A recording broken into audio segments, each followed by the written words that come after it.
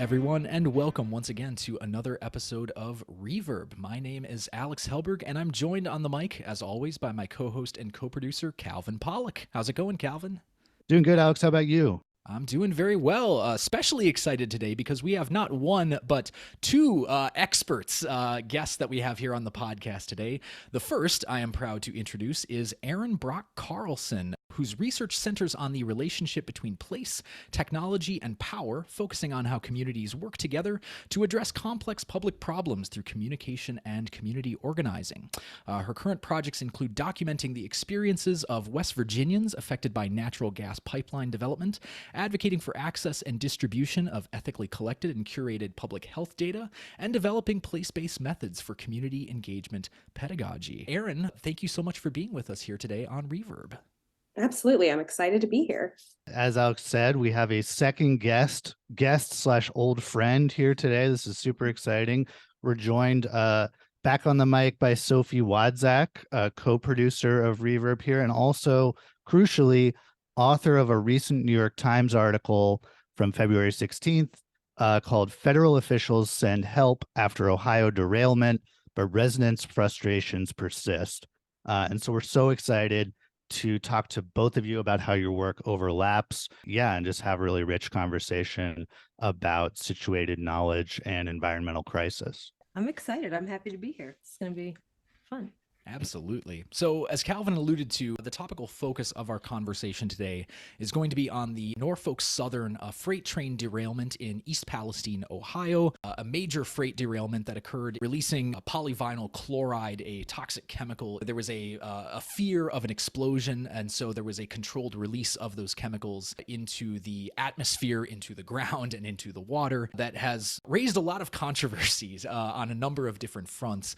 But I think before we get into the specifics of that, we wanted to talk to Erin a little bit. Could you tell us a little bit about your background, where you come from as a scholar, looking at environmental advocacy movements, environmental crisis communication from a technical communication perspective? And then maybe how did that shape your perceptions of the East Palestine, Ohio train derailment? Absolutely.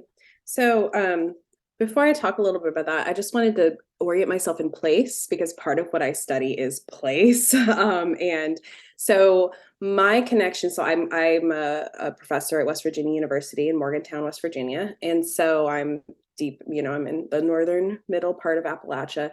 But my family's from southeastern Kentucky. I grew up in the Cincinnati area, so like just a touch over.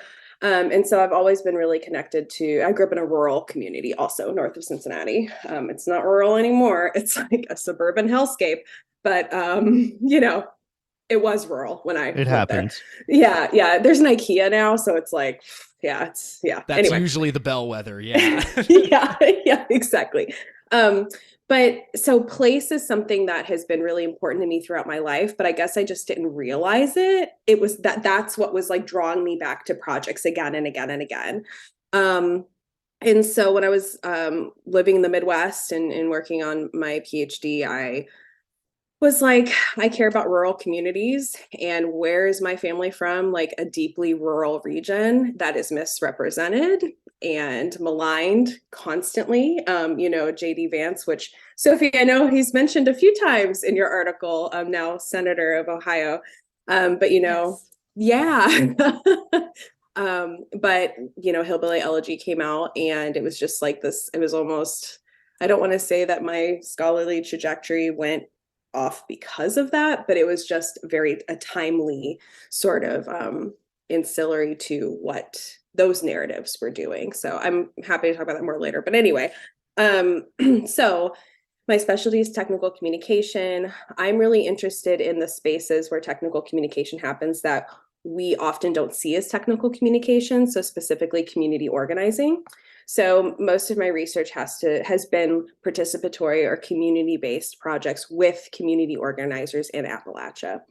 So the first big one that I worked on was one about economic transition in Appalachia. So this idea that, extractive industries, regardless of the narratives around things like coal, they are no longer dominant. And so what's going to happen, right, with these communities that were previously dependent on one extractive industry? And so from there, it's just kind of blossomed into all these other projects. And so the pipeline project that I think really transformed the way that I see environmental communication came from a collaboration with a colleague of mine here at WVU, Martina Caretta. She was in geography. Now she's at Lund University in Sweden. So very different context for her now. But summer 2020, we went out for the first stage of research, and we went out and we interviewed people that live next to pipelines in West Virginia. And we talked to, I should have had the numbers, I'm sorry, but I believe it was 37 that first summer, 37 folks who were living next to pipeline build out. And they just had such a range of experiences, many of them negative, regarding pipeline development. And when we're talking about pipeline, we're talking about like big gas pipelines, like 12 to 18-inch diameter, very large infrastructure, rendering plants, transmission plants, things like that. Just like you're in this idyllic rural area, and then all of a sudden you've got industrial build out, right? Which is something people never anticipated, never expected. They purposely, many of the folks purposely moved out into the middle of nowhere to be in the middle of nowhere, right? And then they had all these concerns, ranging from things like light or sound pollution to things like explosion or leaks or mudslides from erosion, just all of this different stuff.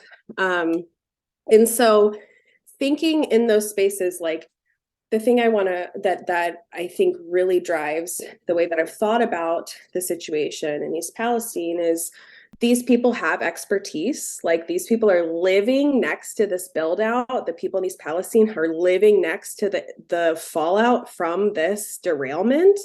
And their experiences are often devalued because they're not technical experts, right? But they're the ones that have witnessed it. They're the ones that their water is a brown color, but the tests say it's okay. It's stuff like that where it's, juxtaposing their accounts, I think is like really important. And it's really, unfortunately, political work to do that, to amplify these stories when in a space where I don't think it should be. I think it should just be like, yeah, this is the experience. We should honor these people's experiences. Yeah, I wanted to zone in on specifically that article that you touched on with Martina Caretta, the concept of situated knowledge. Could you tell us a little bit more about what that means from your perspective as a researcher, as well as, what that means to these advocacy groups, and specifically why it's important to do this work of legitimizing? Like, what is the purpose of legitimizing situated knowledge? What is involved in that process? And why is it crucial? Like, why are there forces that are trying to delegitimize that knowledge? Yes, absolutely. So if we think about kind of the dynamic that we saw, is there's this like epistemic authority, this, Martina and I as researchers, right? We have this PhD, we have this field of experience, we have this body of knowledge, we have this particular knowledge authority, right? But so do the surveyors that come and make maps of the land, so do the EPA experts, so do lawyers, right? Because this, especially when it comes to, gas and oil or any sort of that, anything that involves minerals or mineral rights, or in terms of transportation, building a railroad, stuff like that. Like the geography of the land is really important. So you have, engineers, you have also, like I said, surveyors, you have all these people that have this knowledge because they have a particular degree or background. But there's also, what we're advocating for is more authority given to that situated knowledge, that lived knowledge, that experience that, when you're living next to something and you are experiencing it, and it is like shaping your mental and your physical health every single day, like that's situated. That's not something that an engineer or a doctor can come in and embody, right? That's something that you have to live. And so that's what, when we're talking about that situated knowledge, it's that place-based, it's that embodied, that history. Like lots of these people had lived on their land for, decades. And so they saw firsthand the way that the land changed too. And that's not something that an engineer can capture in a measurement, right? So really thinking about that and them valuing that sort of knowledge, as equal, or even in some cases greater to like learned knowledge or expertise, and seeing that knowledge as expertise. Thinking about Sophie, your reporting in this article from February, that's really the contrast that I saw as being so compelling in the article. Is kind of so on the one hand, you have the legitimized, like authoritative knowledge of the EPA, the rail company itself, Norfolk Southern, even a little bit the politicians who are kind of exploiting the situation, versus you have these really compelling interviews with local East Palestine citizens talking about their skepticism of official claims, and just these like gut-wrenching emotional experiences of what's been going on. So I think we wanted to ask you, first of all, just how did you get this story? Because I haven't talked to you about that yet. And second of all, what was the process like of interviewing local residents? Sure. Okay, so in terms of getting the story, I live in Pittsburgh, which is not far from East Palestine. It's about it's like an hour and 15 minutes north from Pittsburgh, so it's not very far. And I'm on the New York Times roster of freelancers. They have, people all over the country who can go do local reporting in cases like these where there's not, a full-time paid reporter maybe that lives right near these small communities where this kind of thing tends to happen, right? Because I think the dynamics of all this like environmental politic is not really happening necessarily in New York City or in these big places. But yeah, so they called me up and asked if I'd be able to go out there for the day, and I, the stars kind of aligned such that I like was free and I could go. So I was like, yeah, because I kind of felt I don't do a lot of report. I'm not like constantly covering things for the Times, but in this case, I felt like, yeah, I can make time for it, and I feel like I really need to. Like, this is an important, like to the points you were making, Erin. Like, it's important to go talk to people and go see it for myself, because I don't know about the rest of you, but I'm kind of in a place where like I can't. It's hard to be sure what's going on anymore. You know what I mean? Like, there's probably not enough coverage, but there was coverage enough at that point that I knew about it. You know what I mean? Like, when they called me, I'd already read about it. You know, a little bit. But so yeah, I drove up there, and the assignment was basically to talk to, well, there was JD Vance had a press conference that was happening, so I was trying to catch that. And then other than catching that press conference, the EPA director was also going to be there and speak at a certain time, so that kind of book ended when I was trying to be there, and in between I was just supposed to talk to as many people as I could. So yeah, I just went, I just like parked, I kind of navigated I found the Family Dollar in the middle of the town, and I just kind of parked near it and walked around a little bit. There were it seemed like there were a lot of people around. I was kind of surprised because it was like midday on a Thursday, and it's a small town. I grew up in the Midwest as well, and I live in Pittsburgh, and I'm just a little small town, and there were a lot of people. A lot of those people were news people setting up. There were a lot of people on the scene, so it was kind of a weird dynamic in the town that day. But I just, I was kind of hanging around, and I saw these two old ladies coming out of the Family Dollar with groceries. It was like an 80-year-old woman and her 60-something-year-old daughter together, and chatted with them a little bit, and just kind of like, if there were people around, I just kind of sidled up on him and started talking a little bit. What jumped out at you the most from some of the stories you heard from local residents? There was kind of a weird, like, lack of immediate, and a few days had passed, but like these the first conversation I had was with these, older women, and I asked them, did they evacuate, and they said they didn't, because one of a family member of theirs is on oxygen, and it would have been very difficult, and so they just sheltered in place. But they just weren't. They were kind of like I was like kind of surprised that they weren't more fired up about it.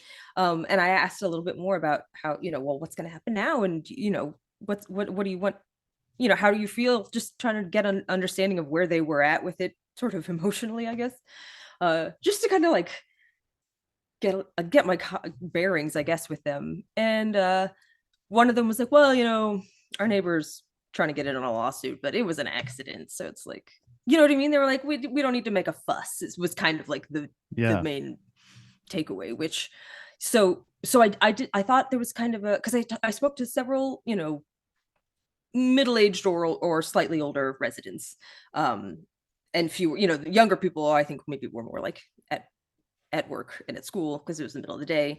But I did talk to some younger people as well. So the older people seemed like they just weren't very concerned for themselves so much. Like, but then if I asked about, their children or their grandchildren, they were like, well, they're getting out here, or they're not here, or they're, you know what I mean? Like they just, several of the older people I talked to were like, yeah, it's probably not, they weren't thrilled obviously about it, but they weren't concerned for their own immediate safety. They kind of, a few of them basically said something along the lines of, I'm too old for this to really hurt me in the long term, sort of thing. Like they all kind of thought this is going to have a long-term impact. But that was the older residents, and then the younger ones didn't really. I don't know. I spoke to two young high school girls who worked for their high school newscast, and they were there trying to talk to JD Vance after his press conference. So I talked to them a little bit, and they were really their main thing was about how proud they were of their community for like coming together to like arrange the town hall and help, you know what I mean? Like that was like really like they were very proud of the mayor. They kept talking like and one of them was saying like now people know our town, like East Palestine. Now people know what that is, but now it's not just the town next to that slightly bigger town with the slightly more well-known high school. You know what I mean? Like now they know.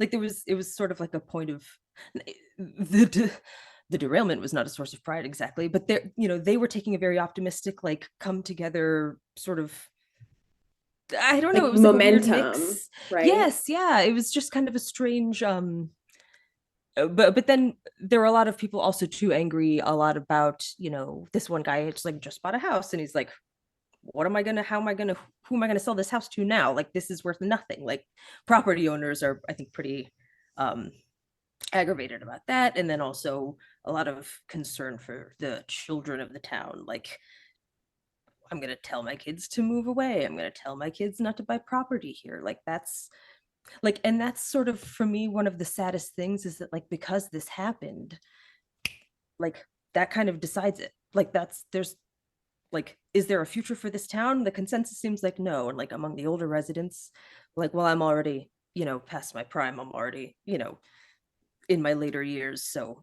whatever. But like, no, young people will not stay here. They will go away now. Mm-hmm. And like, and so I don't know, there's just something very kind of sad about that because it seems so hard to like, if there's any merit in like, having that kind of like multi-generational community, there's it just seems like for now in that town probably not anymore. And that just is, I don't know, that for me was like sort of the saddest like thing, a big picture about it when I was talking to everybody, because they all kind of seemed to like, whether they were like upset or more passive, they were like, they all kind of knew that.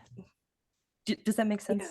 Yes. And I just want to say that even though when I was out in West Virginia talking to people about pipeline stuff, very different context in terms of like, the derailment's a moment of crisis, right? And you're there directly in the aftermath. Whereas like pipeline development is a process that takes years, months and years, and it's really extended.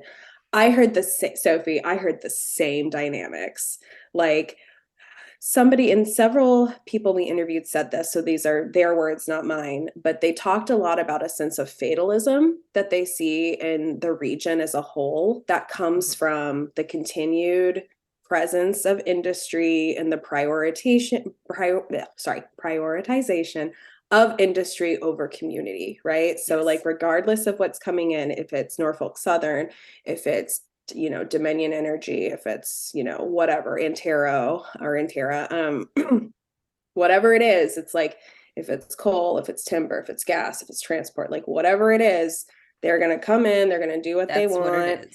and they're gonna leave and we're just gonna still be here, and like that's the vibe. And that is it like breaks my heart to hear that that's exactly what you heard there also, because it's like, what do you do with that? And that intergenerational stuff you were talking about, what's so heartbreaking about that is like, when they settled there, if they've been there forever, this was not their original feeling. They wanted their kids to come back. They wanted to pass down their land. They wanted to be able to, like, you don't invest generations in property on land in the countryside because you like feel like it's probably gonna get fucked over, and then you're never gonna like.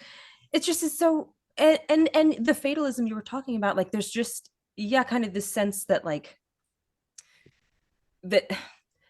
Not, I hope not that they don't deserve anything, but definitely that they're not going to get anything. Like, because I asked these 2 high school girls, right, like, if they evacuated because they're supposed to, and they said, they, they stayed in a hotel a couple towns over for, I don't know, 4 nights or something.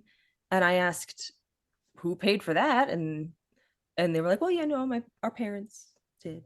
And I asked if they had any plan, like, are they going to, is there any interest in, do you feel like you're entitled to be reimbursed for that? You know what I mean? Like, is that on you? And they're like, well, we're fine. So we're not going to ask for any reimbursement. Like, you shouldn't have to pay for 4 nights in a hotel because some company thought that was like it, you know what I mean? Like, and part of me wants to be like, no, be mad. Like, you should ask for that. But then part of me knows, like, what are the chances of them? You know what I mean? It's like you can understand it because, like, in reality, we know what happens in situations like these. So it's like, what's the point in getting fired up about this? We're not gonna. And it's hard to imagine organizing some sort of collective action in a setting like that. Yeah.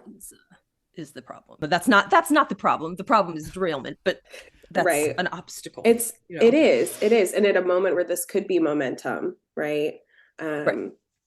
It's like not catching in the way that one would hope or anticipate. And it's because people have been disenfranchised and ignored and exploited for so long. Yes. Well, one interaction that really, this is sort of an anecdote that I, didn't, wasn't included in the reporting because I merely watched it happen. But I was getting in my car, it was starting to rain, I had to head home. I was parked near this little, creek that just runs past behind the mechanic shop in the middle of the, just like small, whatever, just corner of a little city street. In the town. And there was a man from the EPA who was there.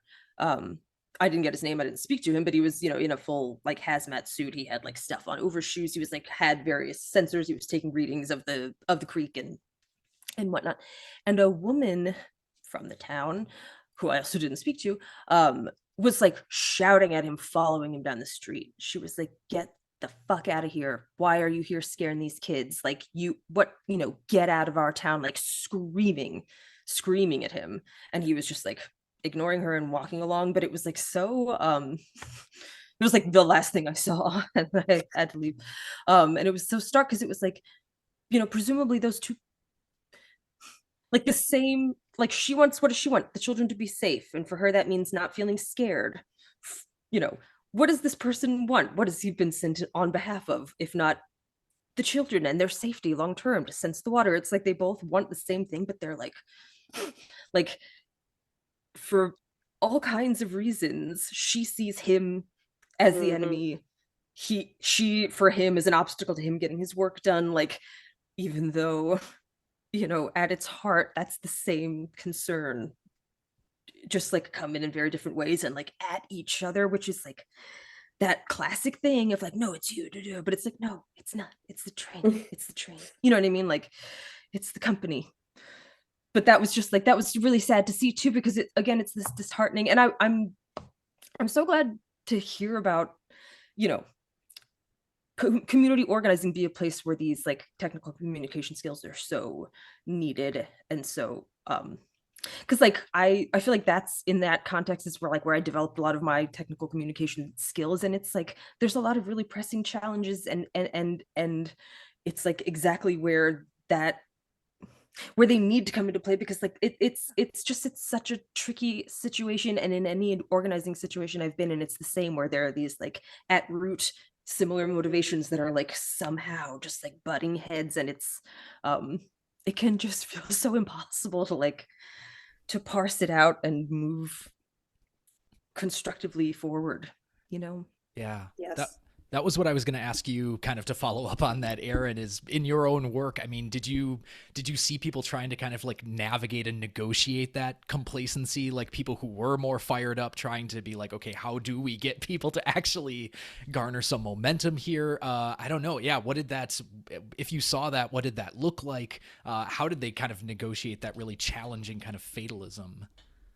Yeah, that is the question. So over the course of, so I talked about the first summer we went out, and then the second summer we had this fabulous graduate student, Rachel Hood, who did a lot of work actually in Eastern Ohio and Western PA too. But they went out and they were doing the similar research to what we had done the previous summer, and so all in all, we ended up together all talking to like 60 something people. So this across PA, Ohio, and West Virginia. So I think, we can make some claims about this regionally. But yeah, so community organizing. So very similar dynamics. You had, people that were kind of just like, it is what it is. We had a significant number of people, and you have to, like, we were doing snowball sampling. So it was people would refer us to people. So of course there was probably like a sampling bias in terms, we did talk to a lot of people who were involved in community organizing, because those are the people that are like out there ready to talk to you, wanting to talk to you. Right. But in terms of the like dealing with that sort of complacency, or that, I don't even want to call it complacency, because like people are upset, but it's like they just don't know what to do, right?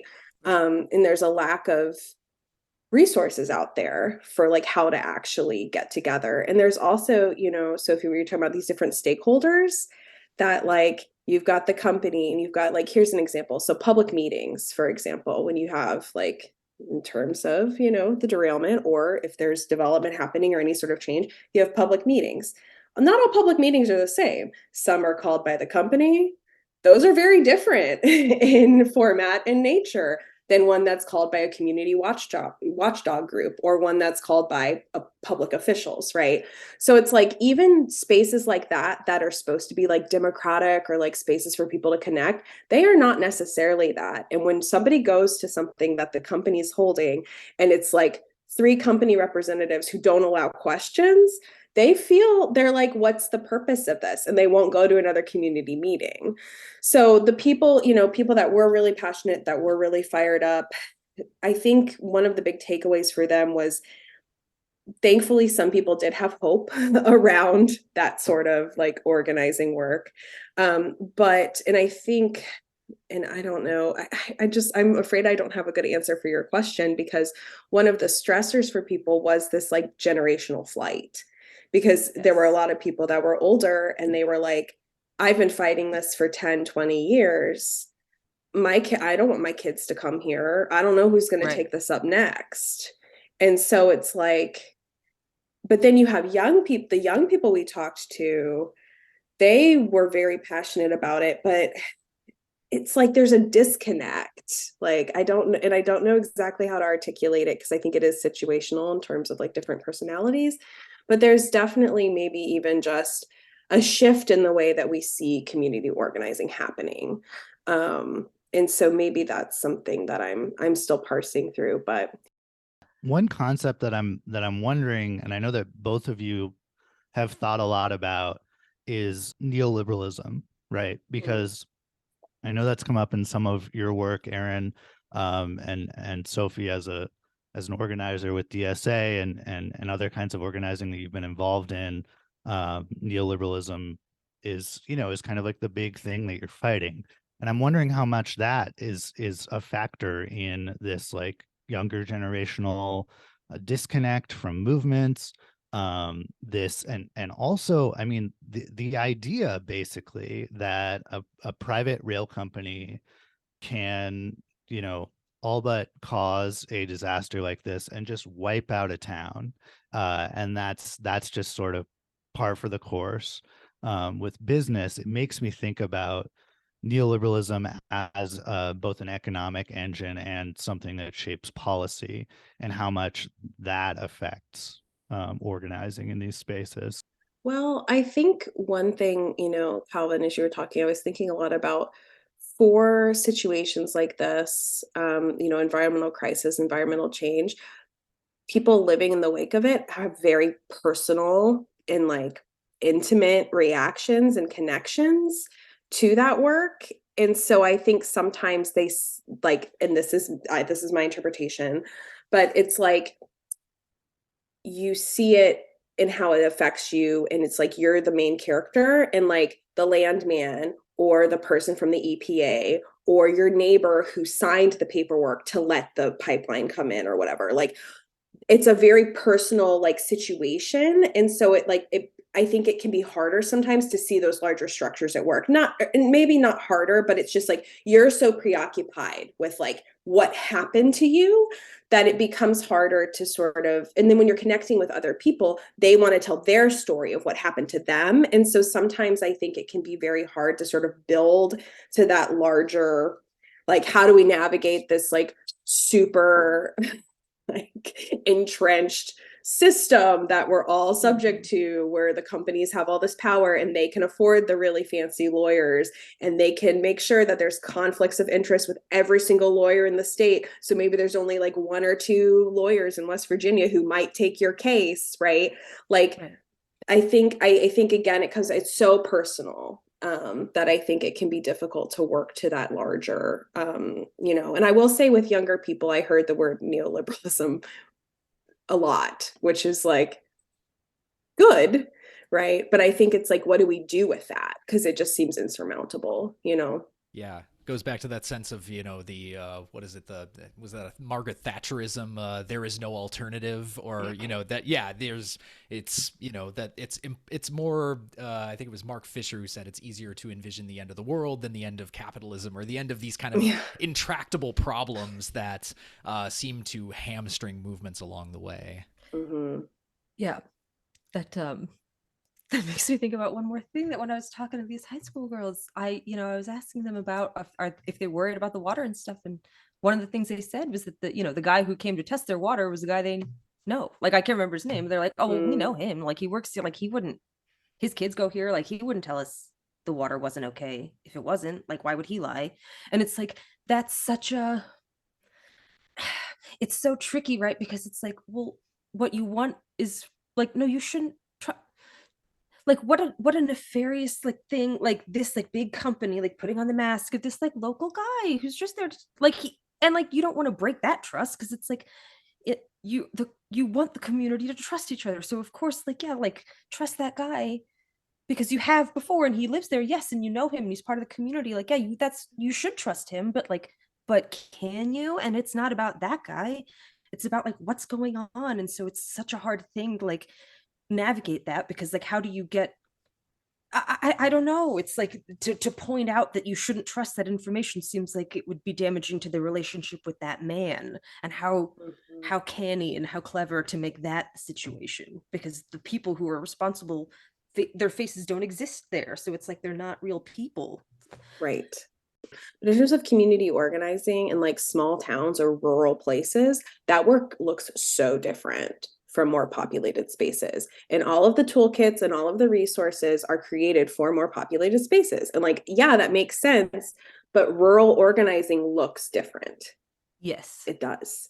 It and does. So to your point, like that personal connection is so important, but it's also difficult. Like, you can't, if you think about organizing, it's being weaponized. Yeah, exactly. It's like, because everything's so entrenched, right? And it's like, one thing that I hope that we can talk about is like, and it's something, a question I had for you, Sophie, was like, if people are thinking about like the economic like implications, because I mean, with pipeline development, it's often framed as like, this is going to be good for the county, and like, we're going to get so many jobs, and like, if you go to these, oil and gas communities in central West Virginia, they all have really, really beautiful football fields for the high school. They all have really, really beautiful libraries. They have really beautiful parks that have a little plaque. that have a little plaque about like who donated it, and it's usually the gas and oil industry in some way. And then there's also the narrative that is going to bring jobs, and people we talked to had varying opinions on whether those jobs were worth it or whatever, or what the actual economic impact was. So I was curious if that came up at all in conversations with folks you talked to.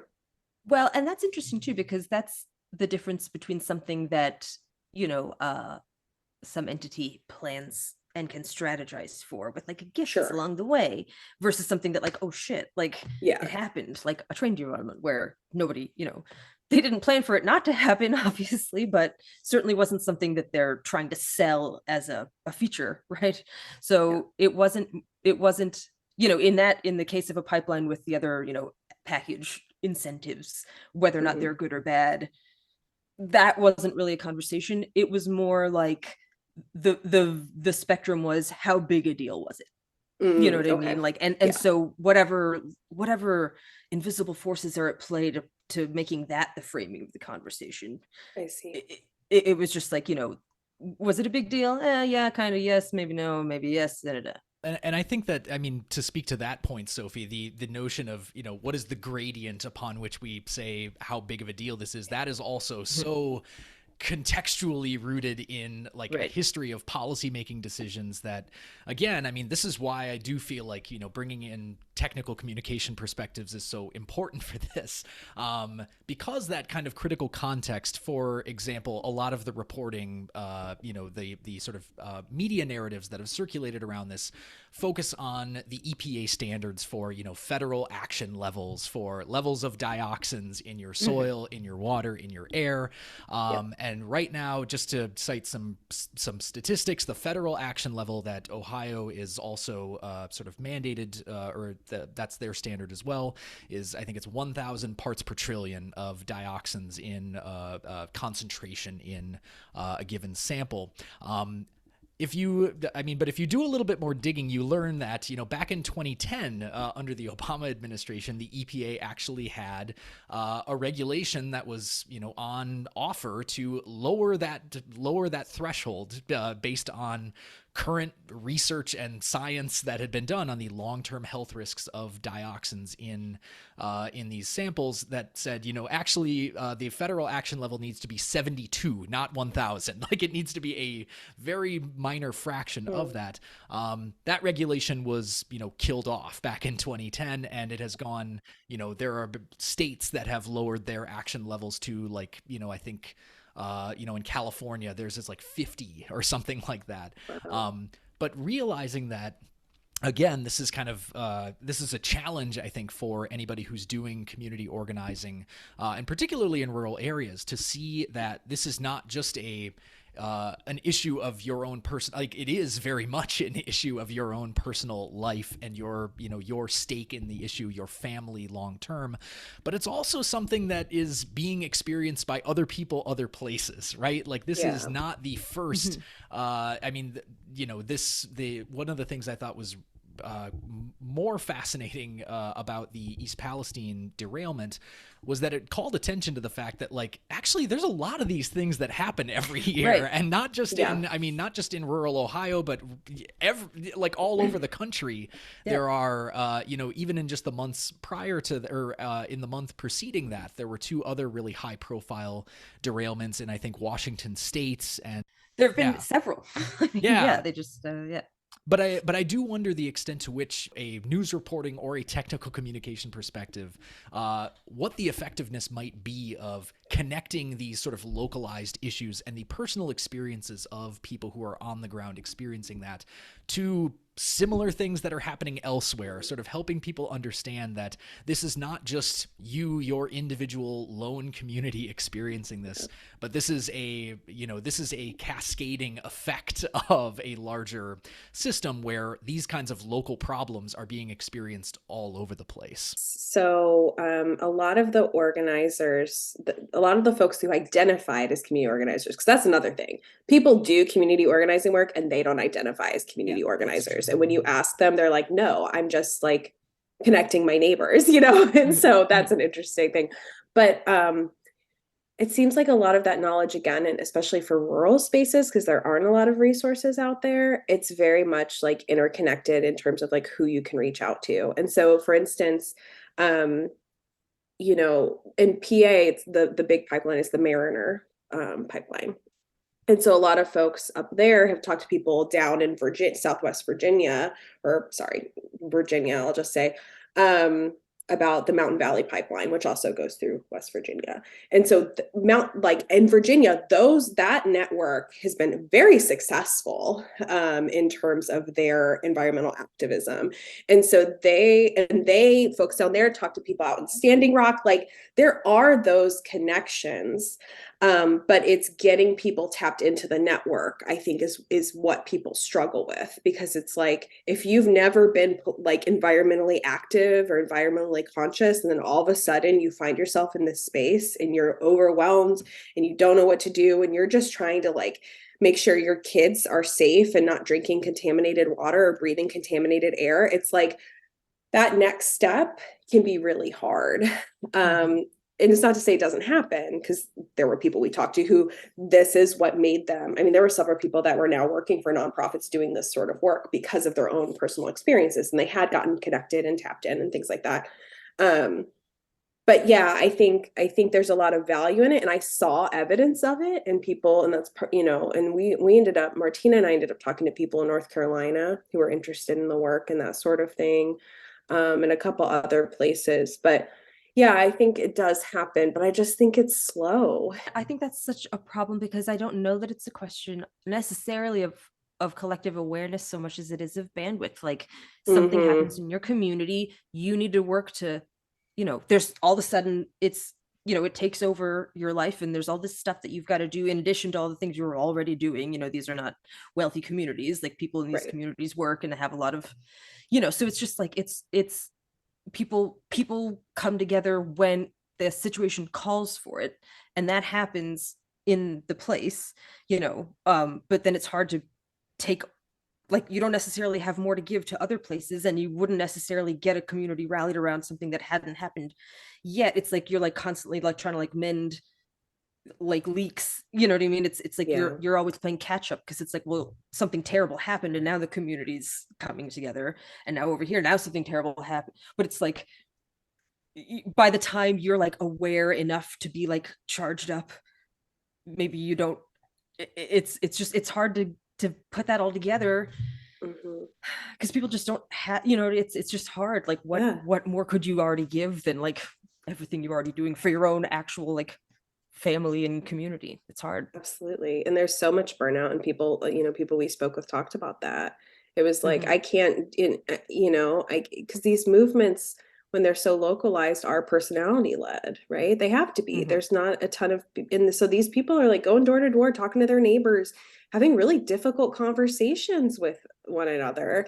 And it's like at a point, they just don't have any more to give, and I don't blame them. Like they shouldn't have to be in this situation in the first place. The burden shouldn't be on every small community to like fight these giant corporations. Like it's too much. It's and that's what's so hard. Like I think that if people had the like space and time and resources that they needed to like get the full picture, of course, like I think there would be a lot less of a problem, but it's exactly because these are communities that are already, you know, hard pressed in various ways. Like I'm not trying to be demeaning, I just mean, you know, like small town America is not exactly on the up and up right now, so it's not, it's really hard to, if something as devastating as like now you can't stay in your home or drink the water, like to expand any efforts outward would be so much to do. Well, and the economic burden, what you were saying, Sophie, about those girls saying like, okay, well, we, you know, our parents paid for a hotel, we all went to a hotel, buying bottled water, not cooking, with, you know, like buying an air filter, all that stuff is like an undue economic burden. But people should not, and that in addition to the just the uncertainty. One thing I did want to say was one of the biggest things I think about a lot is just like, over half of the people we talked to said that in the event of like an explosion, which was their number one fear. As rare, they happen, they do happen, but like as rare as pipeline explosions are, that's very scary. So over half of the people we talked to said they didn't have a direct contact. They had a 1-800 number that maybe they could leave a message, or they didn't have anything at all, or the landman, so the person that's like come around to work with them on their contracts and stuff, that person changed and they didn't know the new person. Like the lack of security people feel with like, what do I do if a crisis occurs, combined with like the economic burden of, or paying for your own testing, because a lot of people don't trust the company tests. And so then you have to pay for your own testing. And then what do you do when the test comes back different? So it's like this, like the mental load of this is so incredible that just the capacity is not there for folks. And it's totally understandable why that is. And it's just like a very harmful dynamic. Yeah. And I just have one other question related to kind of the broader politics of this. When you're facing these challenges, like these economic challenges, these everyday informational burdens, the uncertainty in these kinds of situations, it makes these situations really ripe for exploitation by both political actors and like media actors. And so I'm thinking especially about in your story, Sophie, like the politicians who are quoted in this story are not people who I like very much. It's people like JD Vance, people like West Virginia Senator Joe Manchin. And so there's that element to it. And the thing that kept striking me when all of this was happening was like, since when is something like this partisan? Like, I know that's a naive question to ask, Right. but why is this being framed in a partisan way by the media when it's really just a disaster that's affecting, poor rural people? Like, why should I care about like the party politics of it? And I found that very disturbing, that it seemed to be like, but so one of the things that I appreciate about your reporting and what you've been telling us today is just getting this on the ground sense that like they don't really see it as this like charged up, like polarized media thing. They're just like, yeah, this kind of sucks. I don't know what to do. I'm just trying to live my life Right. day by day. But like, Right. why? So did you get a sense of that polarized reaction at all on the ground, or was it just like that's a totally external thing? Yeah, it wasn't really about nobody mentioned Democrats or Republicans. Nobody said Yeah. anything about that. I think it was like how what were they going to do and what did they deserve, and it was about them. It wasn't, there's not a lot of like polarization in the town. Like it's a community and there's people are on kind of a wavelength, like not to say there aren't any political disagreements at all, but that wasn't really like part of what people were like charged up about when I was there, Yeah, and I'll say for my experiences, it's much more about local politics. Like very rarely did people talk about national trends. It was much more like, I don't trust the county commission, like right, stuff like that, where rather than talking about, I mean, and I was in West Virginia. I don't think Manchin came up once. Like, I don't, so I think it, but he so went to East Palestine or at least commented on it because right. it was a spectacle to exploit. Right. Yeah. And so they were talking about them that like the girls I ran into were interested in like seeing these like politicians who they'd heard of, like be there in person. Like, that's more of like an event in the town, I guess. But like, I don't know if anybody like so many people were trying to get JD Vance to say, like, do you think the water's safe to drink? Do you think it's safe to drink? You know what I mean? And he was like, if I was being safe, I'd drink bottled water. Yeah. I drink bottled water for now just to be extra safe. Like, and it seemed more about like scoring that like soundbite. Like, did he say it was or was it? Okay. Like, but like, what's that really going to do? Like, whether or not JD Vance says he's fine with drinking tap water in East Palestine, like, speaking of expertise, like what expertise does he have to determine that? I'm sorry, like you're he's not a scientist, right? Like why would it matter? It just is. It's I really wanted to dunk on JD Vance. So Oh, please so take any opportunity. so that was the moment for me. That was the point of this question. I just wanted to give you both the chance to dunk on these politicians. Yeah. Easy Yeah. layup. Yeah. Yeah. No, I think, I mean, we're probably, I mean, you know, we're probably not coming to a resolution here about like what is to be done about the, We didn't solve the problem. which is, I mean, I don't think that was our purpose coming in here either, but I mean, what has been revelatory to me throughout this conversation is the way that we can better understand the contours of issues like rural organizing, like what are some of the obstacles and impediments, particularly when this kind of becomes its own kind of spectacle that gets taken up by national news media, to the point where, you know, the conversation is now becoming more about like, were there Russian bots that were trying to influence like the an anti-American narrative of, it's like, this is so external to the actual lived experiences of the people who have been ground down by, you know, decades worth of the effects of this kind of deregulation. And I mean, I still think that it does, you know, even for those of us that don't live in rural areas, you know, and I promise I'm not trying to make this just one big argument that says go out and vote, but it is kind of a, you know, it's something to keep in mind, like hearing these stories of people who are experiencing this firsthand on the ground, feeling that sense of, again, not complacency, but just like an understandable, resignation. An understandable I think that's sense of fatalism or resignation. And knowing that that's the challenge, right? That the challenge is to be able to, you know, restore a sense that another world is possible, that it doesn't, like, you know, we didn't have to have this federal regulation set at 1,000 parts per trillion. There was a time, there was an opening where it could have been back down to 72, and there could have been like actual really important legal action that took place here. Whereas now, you know, Norfolk Southern maybe has more grounds to say, well, we didn't pass that, you know, it's only 700 parts per trillion in the soil. It's not going to be a problem. Like, we are not legally liable for this. So I think by putting our focus back on, and, you know, again, borrowing Erin's language of actually legitimizing the stories and the experiences of people who are experiencing this at a local level, is really critical for, you know, for all of us who are trying to understand what these what impact federal policies might have on us one day, right? And the kinds of things that we all maybe need to be prepared for, whether or not we live in a rural community or in a more populated area. So much, like, even what I said about like, how is JD Vance, like, you know, how is he qualified to rule on that?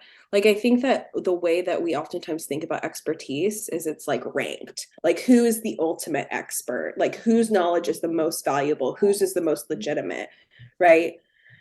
And I think coming out of this, like, that's not that's not a productive lens. Like, multiple knowledge, like, you can layer them, like they can work together. Like, and I was thinking, you know, Alex, we were talking about kind of like legal proceedings, and like that's something else that, you know, this stuff is really complicated. And, you know, when we come back to, you know, different types of expertise, or like, you know, you've got like the environmental measurements and things, like, what does that mean? Like, that's really confounding when people get their test results back from their well water.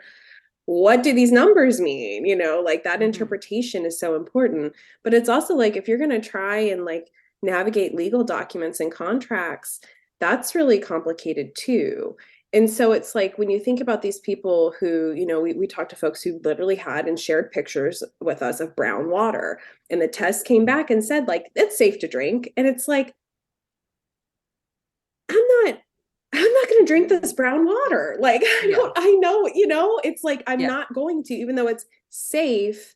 So it's like, people are always, I think, trying to legitimize their experiences.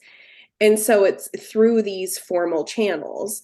And so I think it's like trying to juxtapose, like, for me, I think a moment of hope is kind of like, if you can get people together, and if you can, you know, create spaces or create resources or create opportunities for people to try and juxtapose different types of knowledges or different types of expertise, or get experts out there that can help people interpret things that maybe, you know, I can't interpret those test results. Like, I have to sit down with somebody. Like, when people shared them with us, we were like, we don't know what the hell this is. Like, I don't know, like, but yeah, I don't want to like end on a poor, just kind of, because it does feel overwhelming and insurmountable. But like, I think there are moments, right, where people can come together, and where people, there are, asking people if they feel hope for the future. There were people that said yes, because they had built networks. And like, yeah, this is a daunting task, trying to keep our community safe. But if we're not fighting it, who's going to, I think reporting like Sophie's is part of that, because it validates these people's experiences. And I think that's key, right? Because more people read your article, Sophie, than anyone will ever read anything I ever wrote. You know what I mean? So like, right. That's important. Which is it's a frustrating thing. Yeah, I feel like that's so much of my work, because I work in research communications, right? And so like, my colleagues will spend months on something, and then I, write something very, very much quicker about it. And that gets way more circulation, but it's all in service of like pointing to like, that's, if you want the answers, like this is where you can go. And I feel like that's why, that's why it was important to me to go out there, because it's like I want to see it with my own eyes, and I just think that like I think we all are in a situation where we feel like there's not so much we can do to move the needle, but if exposing stories like that and like amplifying the actual lived experience, so that maybe in the next town over, like, hey, that's, oh, you know what I mean? Like, that's what it takes to get people to connect the dots. Like, I think it's very hard to do a mass action that like reaches people, but it's that little like bit by bit, that spread of awareness that like helps to normalize the conversation. So it's not you being like, yeah, you can talk about that. This is something that we talk about. Like, is your water safe to drink, and what are people doing about it? Like, yeah, you should talk about that. Let's all talk about that. So I feel like that's for me. I've just kind of, that's, if I can help do that in any way, that's something. Sophie, I think that you demonstrated a method that I find really inspiring, which is like give people that microphone to talk about their experiences, and regardless of what it shows, because I found it interesting that the first experiences that you shared with us on this conversation were kind of like almost like not what you were expecting. Like it was like yeah, I don't know, shit's fucked up. but basically, but we don't know what to do.